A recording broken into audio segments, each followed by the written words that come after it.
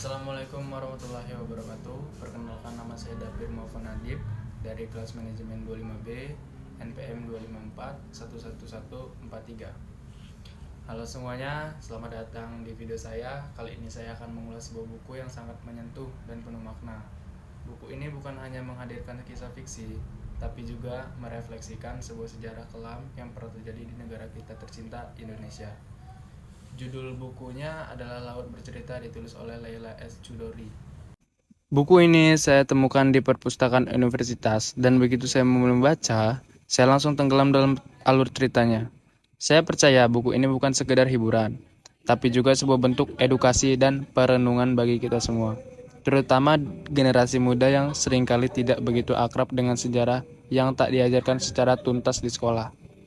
Judul buku Laut Bercerita, penulisnya Leila S. Chudori, penerbitnya Kepustakaan Populer Gramedia, tahun terbitnya 2017, jumlah halamannya 379 halaman, kategorinya novel fiksi sejarah politik dan hak asasi manusia. Laut Bercerita terbagi menjadi dua bagian besar. Bagian pertama ditulis dari sudut pandang Laut Biru Wibisana, seorang mahasiswa sastra Inggris Universitas Gadjah Mada yang kemudian menjadi aktivis bawah tanah dalam gerakan revolusi tahun 1990-an. Laut bersama teman-temannya yang tergabung dalam organisasi Winatra melawan penindasan dan ketidakadilan rezim Orde Baru. Mereka melakukan diskusi intelektual, mencetak pamflet, menulis lembaran, bahkan ikut terlibat dalam aksi protes. Namun, perjuangan mereka menghadapi ujian besar ketika aparat keamanan mulai memburu dan menculik para aktivis. Laut dan kawan-kawan disiksa, diinterogasi, dan beberapa dari mereka tidak pernah kembali.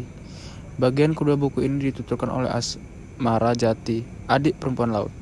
Ia menggambarkan kesedihan, ketidakpastian, dan trauma yang dirasakan oleh keluarga korban penculikan politik. Asmara aktif mencari jejak keberadaan kakaknya, mengikuti kegiatan para keluarga korban yang terus memperjuangkan kejelasan nasib orang-orang yang mereka cintai. Melalui kedua sudut pandang ini, pembaca disuguhkan dua sisi kisah, perjuangan dari balik gerakan aktivisme dan duka yang ditinggalkan akibat penghilangan paksa.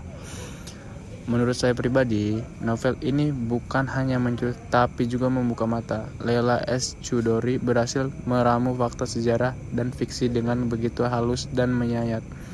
Kita tidak hanya diajak mengenal laut sebagai tokoh utama, tetapi juga menyelami psikologi para aktivis muda yang sebenarnya manusia biasa.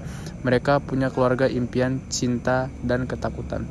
Salah satu kekuatan terbesar dari buku ini adalah